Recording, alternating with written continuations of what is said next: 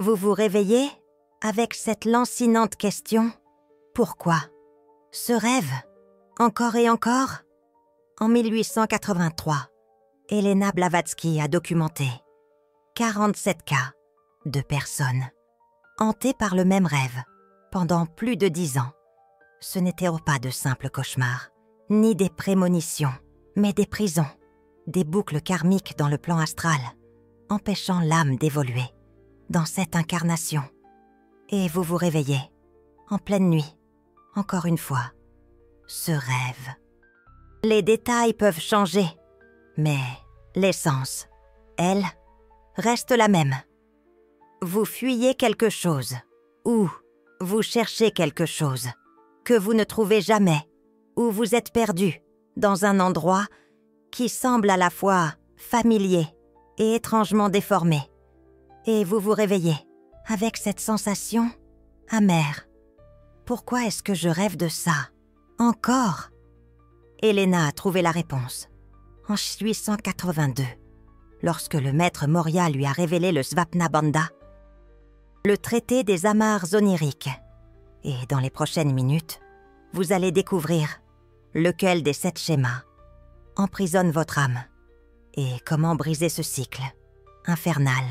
Londres, printemps 1882. Une femme, nommée Marguerite, sollicite l'aide d'Elena, 29 ans, depuis 14 ans. Elle fait le même rêve. Elle est dans une immense maison. Elle sait qu'elle doit sortir, mais elle ne parvient pas à trouver la porte.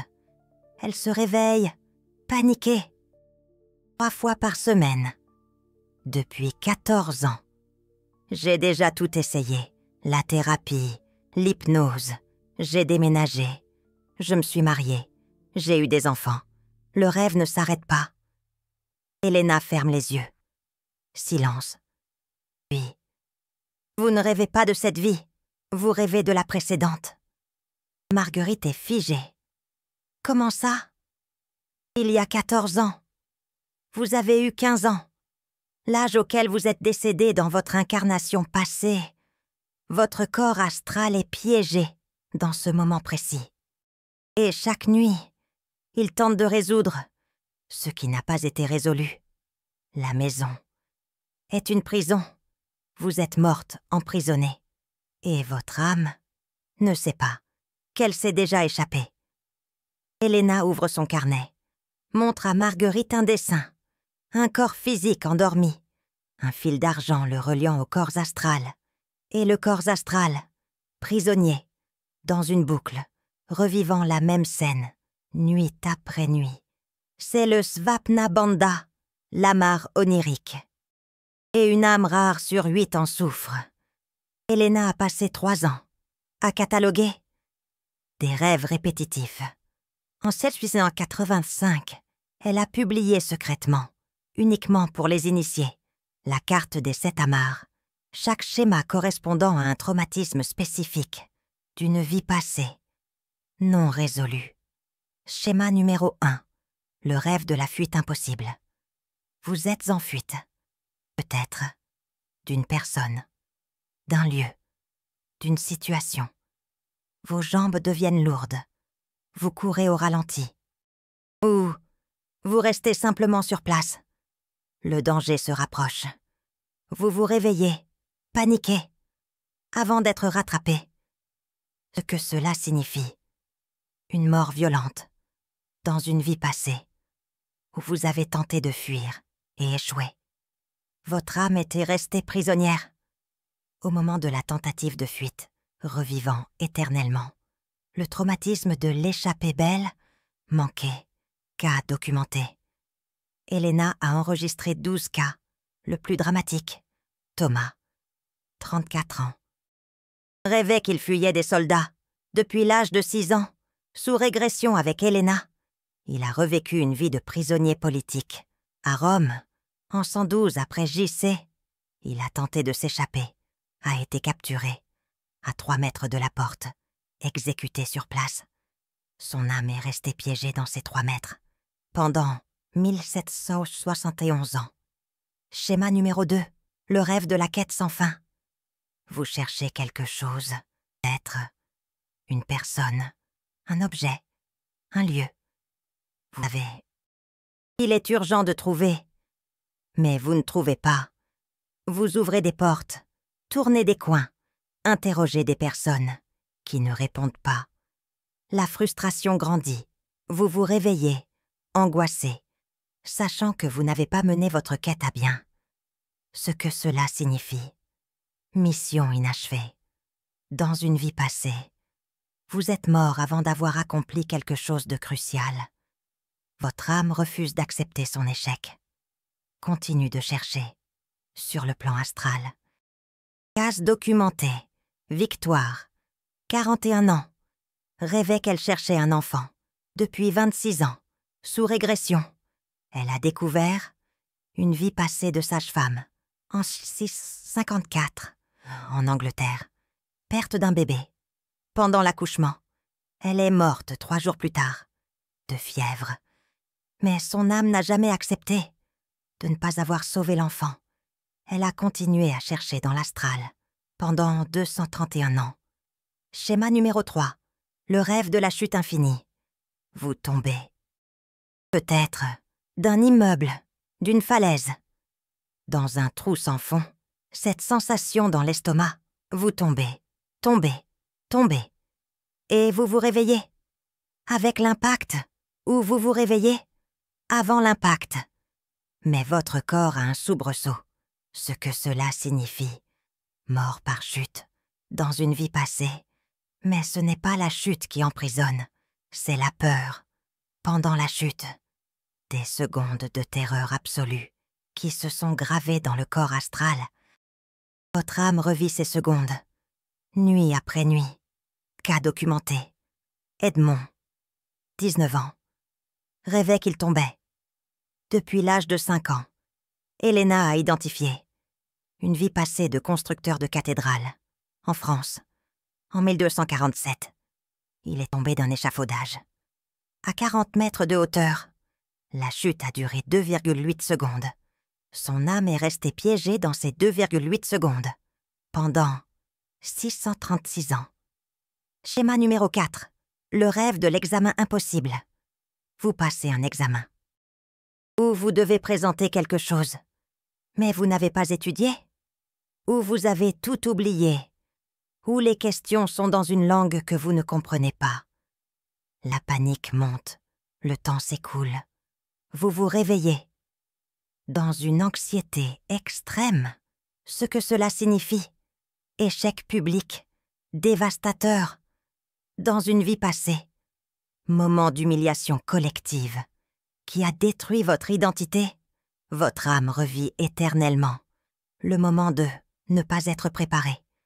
Cas documenté. Catherine, 36 ans, rêvait de l'examen impossible. Depuis 22 ans, Elena a découvert une vie passée d'écrivain royal. En Égypte, en 1850 avant JC. A commis une erreur en copiant un décret du pharaon. A été exposée publiquement. Exécutée. L'humiliation avant la mort était si intense qu'elle est restée gravée. 332 ans à revivre. Schéma numéro 5. Le rêve du lieu déformé. Vous êtes dans un lieu familier. Votre maison, votre école, votre ville. Mais c'est faux. Les pièces ne sont pas à leur place. Les distances n'ont pas de sens. Vous marchez, marchez. Mais vous n'arrivez pas là où vous voulez aller. C'est familier et étrange à la fois. Cela génère une angoisse profonde. Ce que cela signifie. Mort avec démence ou confusion mentale. Dans une vie passée, dans les derniers moments, votre perception de la réalité était fragmentée. Votre âme est restée piégée dans cette perception déformée. Cas documenté. Marguerite, la première à avoir sollicité Elena, vie passée, 1868, Londres, 15 ans. Empoisonnée accidentellement par un médicament, dans les dernières minutes, délire fébrile. Voyait la maison déformée, morte confuse, sans comprendre où elle était. 14 ans à revivre la confusion. Schéma numéro 6. le rêve de la paralysie. Vous devez faire quelque chose d'urgent, crier, courir, lutter. Mais votre corps ne répond pas. Vous êtes paralysé. Vous essayez de bouger, d'essayer de parler. Rien. La terreur grandit. Vous êtes conscient, mais impuissant. Vous vous réveillez, en désespoir de cause. Ce que cela signifie. Mort consciente, mais immobilisée. Dans une vie passée, vous étiez éveillé, mais vous ne pouviez pas bouger. Il peut s'agir d'un empoisonnement, d'une paralysie, ou d'être physiquement piégé. Mort en étant conscient de tout, mais incapable de réagir. Cas documenté. Guillaume. 52 ans. Rêvait de paralysie. Depuis 40 ans. Helena a découvert une vie de mineure, au Pays de Galles, en 1798, piégée dans un éboulement, conscient pendant 11 heures avant de mourir. Ne pouvait rien bouger, sauf les yeux. Son âme est restée piégée dans ces 11 heures. 85 ans à revivre. Schéma numéro 7. Le rêve de l'abandon. Vous êtes seul, dans un endroit vide, sombre, silencieux, ou vous êtes dans un endroit rempli de gens, mais personne ne vous voit. Vous criez, personne n'entend. Vous touchez les gens, ils ne sentent rien. Solitude absolue, panique de ne pas exister. Vous vous réveillez, avec un vide au creux de la poitrine. Qu'est-ce que cela signifie? Mourir seul et oublié dans une vie antérieure. Un abandon véritable dans les moments ultimes. Personne n'était là. Personne ne s'en souciait. La solitude de la mort était si profonde que l'âme est restée piégée. Cas documenté. Élise, 27 ans. Elle rêvait d'abandon depuis l'âge de 9 ans. Helena a identifié. Une vie passée comme orpheline. Dans un orphelinat en France, en 1801. Elle est décédée d'une maladie à l'âge de 8 ans, seule, dans le sous-sol. Personne ne s'en est rendu compte pendant 2 jours. Elle est morte en appelant quelqu'un qui n'est jamais venu. 82 ans, prisonnière de l'abandon. Helena a développé une technique spécifique pour briser le traité des amarres oniriques. Ce n'est pas une simple interprétation de rêve, c'est une libération de l'âme prisonnière dans la boucle astrale. Pas étape numéro 1. Identifiez le schéma. 7 jours. Tenez un journal de vos rêves. Notez tous les rêves, même les fragments. À la fin des 7 jours, identifiez lequel des 7 schémas se répète. Il peut s'agir de variations du même thème. Marguerite a identifié. Schéma numéro 5. Le rêve du lieu déformé. Passe étape numéro 2. Reconnaître l'origine. 14 jours. Avant de vous endormir, répétez à voix haute. Ce rêve ne vient pas de cette vie. Il vient d'une vie passée. Je reconnais la prison. Cela paraît simple. Mais Helena a vu 9 cas, où cela seul a commencé à desserrer l'amarre. Parce que la conscience que c'est une boucle brise déjà une partie de l'illusion. Marguerite a fait cela pendant 14 jours.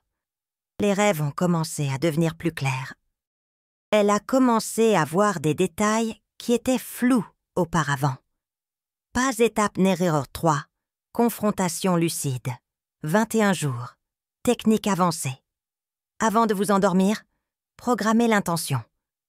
Quand le rêve viendra cette nuit, je vais savoir que je suis en train de rêver et je vais confronter. Quand le rêve viendra et que vous deviendrez lucide à l'intérieur, arrêtez-vous. Ne fuyez pas, ne cherchez pas, ne tombez pas. Regardez autour de vous consciemment. Dites à voix haute à l'intérieur du rêve. Je sais que tu es un souvenir. Je sais que c'est fini. Je te libère. Cela semble impossible. Mais Helena a enseigné à 47 personnes puis à le faire. 39 y sont parvenus dès la première semaine. 8 ont mis 3 semaines. Marguerite a réussi le 9e jour. Elle s'est arrêtée au milieu du couloir déformé, a regardé autour d'elle, a dit Cette maison n'est pas réelle. Je suis morte ici. Mais je suis déjà libre. Le rêve s'est effondré.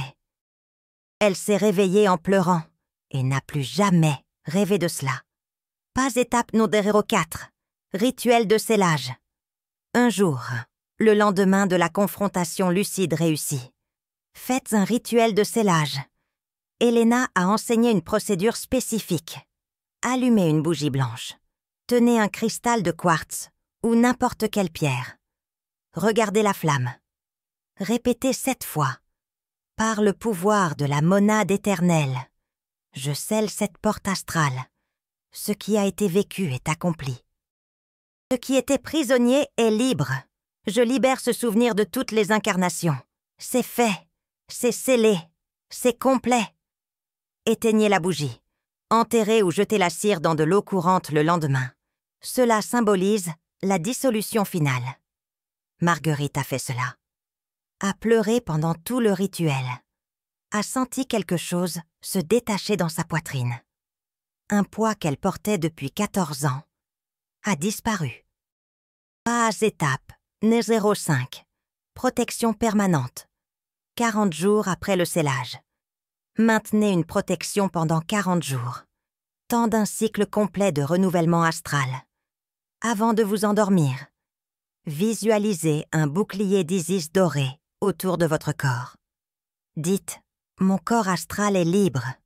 Aucun souvenir passé ne peut me retenir. Je dors en paix. Je me réveille en liberté. » Faites cela. Toutes les nuits pendant 40 jours. Le 41e jour. La protection devient automatique. Elena a documenté des signes clairs de libération réussie. Signe numéro 1. Le rêve apparaît une dernière fois. Mais vous êtes en paix. Dans les premiers jours après la confrontation. Le rêve peut revenir. Mais cette fois, vous êtes calme. Il n'y a pas de panique. Vous observez comme un spectateur. C'est le corps astral qui fait un dernier test. Si vous ne réagissez pas avec peur, il comprend. C'est vraiment libre. Marguerite a eu le rêve 2 nuits après le rituel. Mais elle était en paix. A regardé la maison déformée et a pensé « Je sais déjà ce que c'est ». S'est réveillée tranquille, n'est jamais revenue. Signe numéro 2. De nouveaux rêves commencent à apparaître. Quand vous libérez l'âme d'une ancienne boucle, l'énergie prisonnière est libérée. Vous commencez à rêver de choses nouvelles, des rêves que vous n'avez jamais eus, des lieux différents, des personnes différentes. C'est le signe que votre corps astral est libre d'explorer. Marguerite a commencé à rêver de paysages qu'elle n'avait jamais vus. Des océans, des montagnes, des personnes inconnues, mais amicales. Elena a dit « Votre âme voyage à nouveau. Elle était prisonnière pendant 14 ans dans un couloir. Maintenant, elle est libre dans l'univers. » Signe numéro 3. Amélioration dans la vie éveillée. Elena a observé un schéma. Quand le traité des amarres oniriques est brisé, la vie éveillée s'améliore. Parce que l'énergie qui était prisonnière dans la boucle nocturne est libérée pour la vie diurne. Marguerite a rapporté 3 mois plus tard. Je dors mieux. Je me réveille avec plus d'énergie. Mon anxiété a diminué de 70%. Et je sens que je peux enfin vivre cette vie, sans rester prisonnière du fantôme d'une autre. Il y a un cas qu'Elena mentionnait dans toutes ses conférences sur le traité des amarres oniriques. Un homme nommé Alain, 44 ans. Rêvait qu'il se noyait depuis l'âge de 7 ans, sous régression. Elena a découvert une vie passée comme marin. Un naufrage, mort noyé à l'âge de 23 ans. C'était en 1821. Il a réincarné en 1839. Il y a 62 ans. À l'époque où il a contacté Elena, en 1883, son âme était prisonnière du moment de la noyade. Alain a suivi le protocole, a réussi la confrontation lucide à la 4e tentative. Dans le rêve, quand l'eau a commencé à monter, il s'est arrêté, a regardé l'eau, a dit « Je suis déjà mort noyé, c'est déjà arrivé ». Je suis vivant maintenant. Cette eau n'est pas réelle. » L'eau s'est transformée en lumière. Il s'est réveillé et a écrit à Elena 1 an plus tard. « J'ai passé 37 ans à avoir peur de l'eau. Je n'arrivais même pas à me baigner dans la mer. Après le protocole, j'ai appris à nager, à 45 ans. J'ai l'impression d'avoir enfin vécu. » Elena a documenté 6 cas extrêmement rares. Des personnes qui rêvaient de boucles, qui ne venaient pas de leur vie passée. Elles venaient d'autres âmes, les âmes rares, parce qu'elles sont poreuses énergétiquement, absorbent parfois les souvenirs astraux de lieux, d'objets ou de personnes. C'est comme attraper un virus astral. Comment identifier? Si vous suivez le protocole complet et que le rêve ne se brise pas, il se peut qu'il ne soit pas le vôtre. Signe, le rêve a commencé après avoir visité un lieu spécifique. Le rêve a commencé après avoir rencontré une personne spécifique. Le rêve a commencé après avoir acquis un objet ancien. Dans ces cas, le protocole est différent. Protocole pour mémoire externe. 1. Identifier la source. Lieu, personne, objet. 2. Si c'est un objet, donnez-le, vendez-le, jetez-le. 3. Si c'est un lieu, faites un nettoyage énergétique. Gros sel, encens, prière. 4. Si c'est une personne, coupez énergétiquement. Visualisez un fil entre vous qui est coupé par des ciseaux de lumière.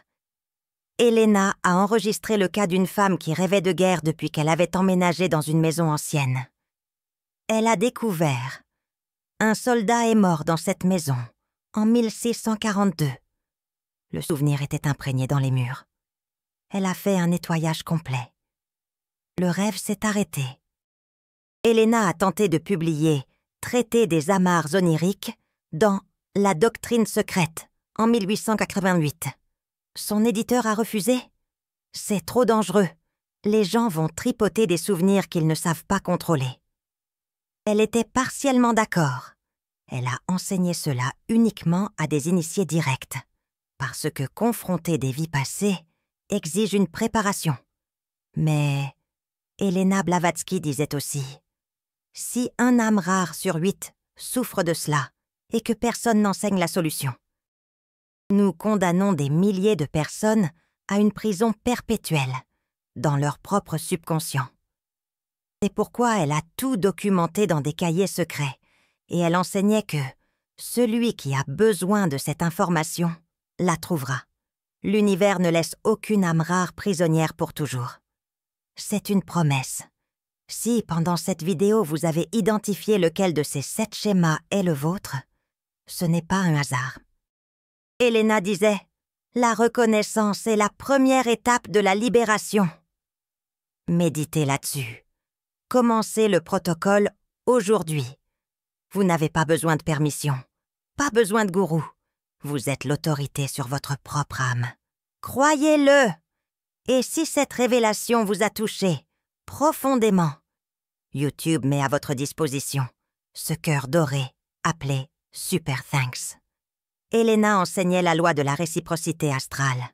Quand vous honorez la connaissance qui libère votre âme, vous renforcez le courant de libération pour les autres âmes.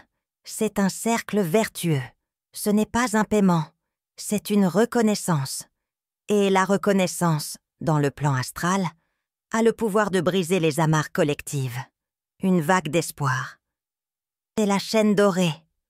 Les âmes rares se libérant mutuellement, s'entraidant. Peu importe depuis combien d'années vous faites ce rêve. 5 ans, 20 ans, 40 ans. Aujourd'hui, vous avez découvert ce que c'est. Aujourd'hui, vous avez appris comment le briser. Comment briser ces chaînes invisibles. Votre âme était prisonnière. Maintenant, vous savez comment vous libérer. La lumière est au bout du tunnel. Faites le protocole. Confrontez la boucle. Scellez la porte. Et ne regardez plus en arrière. Et quand vous vous réveillerez libre pour la première fois, vous comprendrez ce que Elena voulait dire. La vie réelle commence quand l'âme arrête de vivre dans le passé. C'est la clé. Quel est le schéma que vous avez reconnu parmi ces 7? Écrivez-le dans les commentaires. D'autres âmes prisonnières dans la même boucle ont besoin de savoir qu'elles ne sont pas seules et qu'il y a une sortie. Ensemble, nous sommes plus forts.